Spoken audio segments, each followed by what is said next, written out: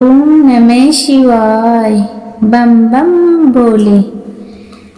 मैं सीता प्रजापति आज लेके आई हूँ सोमवार व्रत कथा। साधारण सोमवार कथा की विधि है इस प्रकार।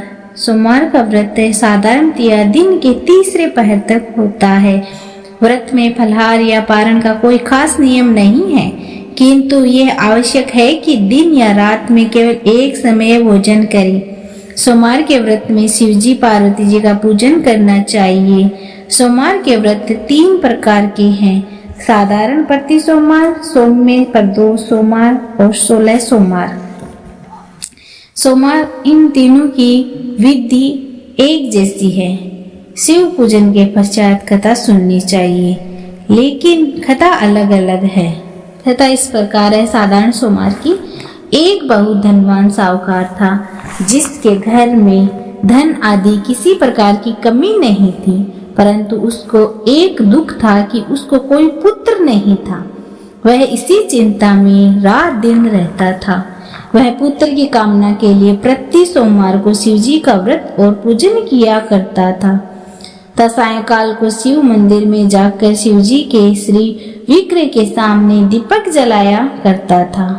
उसके इस भक्ति भाव को देखकर एक समय श्री पार्वती जी ने शिवजी महाराज से कहा कि महाराज, यह साहूकार आपका अन्य भक्त है और सदैव आपका व्रत और पूजन बड़ी श्रद्धा से करता है। इसकी मनोकामना पूर्ण करनी चाहिए।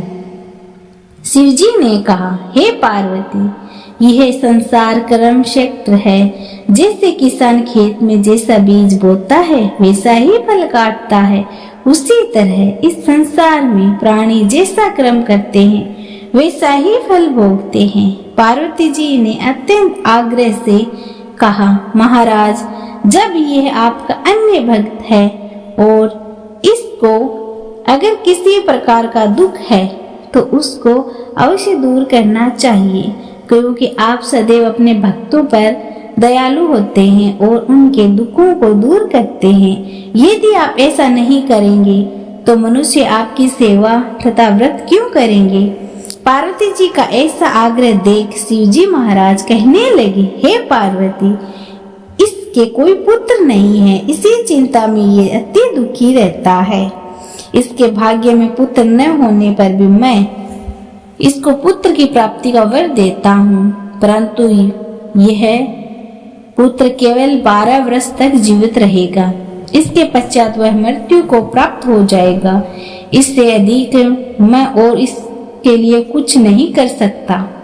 यह सब बातें साहूकार सुन रहा था। इससे उसको न कुछ प्रसन्नता हुई और न ही कुछ दुख हुआ। वह पहले जैसे ही शिवजी महाराज का व्रत और पूजन करता रहा। पूजन कुछ काल व्यतीत हो जाने पर साहूकार की स्त्री गर्भवती हुई। 10वें महीने में उसे अति सुंदर पुत्र प्राप्त हुआ। साहूकार के घर में बहुत खुशियां मनाई गई, परंतु साहूकार ने उसकी केवल 12 वर्ष की आयु जानने कुछ अधिक प्रसन्नता प्रकट नहीं की और न ही किसी को भेद की बात बताई। जब वह बालक 11 वर्ष का हो गया तो उस बालक के माता ने उसके पिता से विवाह आदि के लिए कहा, तो वह साहूकार कहने लगा, अभी मैं इसका विवाह नहीं करूंगा, अपने पुत्र को काशी जी पढ़ने के लिए भेजूंगा। फिर साहूकार ने अपने साले अर्थात बालक के मामा को बुलाकर उसको बहुत सा धन देकर कहा, तुम इस बालक को काशी जी पढ़ने के लिए ले जाओ और रास्ते में जिस स्थान पर भी जाओ ये करते और ब्राह्मणों को भोजन कराते जाओ। वह दोनों मामा भांजा ये करते और ब्राह्मणों को भोजन कराते जा रहे थे। रास्ते में उनको एक शहर में रुकना पड़ा, जहां राजा की कन्या का विवाह था। वह दूसरे राजा का लड़का जो विवाह कराने के लिए बारात लेकर आया था, वह एक आंख से काना था। उसके पिता को इस बात की बड़ी चिंता थी कि कहीं वर को देखकर कन्या के माता पिता विवाह में किसी प्रकार की अड़चन पैदा न करते। इस कारण जब उसने अति सुंदर सेठ के लड़के को देखा तो उसने मन में विचार किया कि क्यों ना दरवाजे के समय इस लड़के से वर का काम चलाया जाए। ऐसा विचार कर वर के पिता ने उस लड़के और मामा से बात की तो वे राजी हो गए। फिर उस लड़के को वर के कपड़े पहनाए और घोड़े पर चढ़ा दरवाजे पर ले गए। सब कार्य संपन्न प्रसन्नता से पूर्ण हुए। फिर वर के पिता ने सोचा कि यदि विवाह कार्य भी इसी लड़के से करा लिया जाए तो क्या बुराई है। ऐसा विचार कर लड़के और उसके मामा से कहा, यदि आप फेरों का और कन्यादान के काम को भी करा दें तो आपकी बड़ी कृपा होगी। मैं इसके बदले में आपको बहुत कुछ धन दूंगा। तो उन्होंने स्वीकार कर लिया। विवाह कार्य भी बहुत अच्छी तरह से संपन्न हो गए। परंतु जिस समय लड़का जाने लगा तो उसने राजकुमारी की चुनरी के पल्लू पर लिखा कि तेरा विवाह तो मेरे साथ हुआ है, परंतु जिस राजकुमारी के साथ तुमको भेजा जाएगा वह एक आंख से काना है। मैं काशी जी पढ़ने जा रहा हूँ। लड़के के जाने के पश्चात राजकुमारी ने जब अपनी चुनरी पर ऐसा लिखा हुआ पाया तो उसने राजकुमार के साथ जाने से मना कर दिया और कहा, यह मेरा पति नहीं है, मेरा विवाह इसके साथ नहीं हुआ है, वह तो काशी जी पढ़ने गया है। राजकुमारी के माता पिता ने अपनी कन्या की विदाई नहीं की और बारात वापस चली गई। उधर सेठ का लड़का और उसका मामा काशी जी पहुंच गए।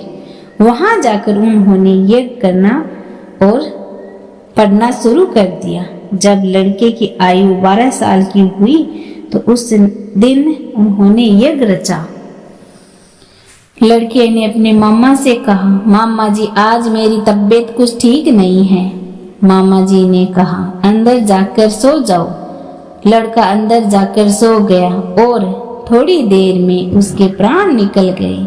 जब उसके मामा ने आकर देखा तो वह मुर्दा पड़ा है तो उसको बड़ा दुख हुआ और उसने सोचा कि अगर मैं अभी रोना पीटना मचा दूंगा तो यज्ञ का कार्य अधूरा रह जाएगा। अतः उसने जल्दी से यज्ञ का कार्य समाप्त कर ब्राह्मणों को जाने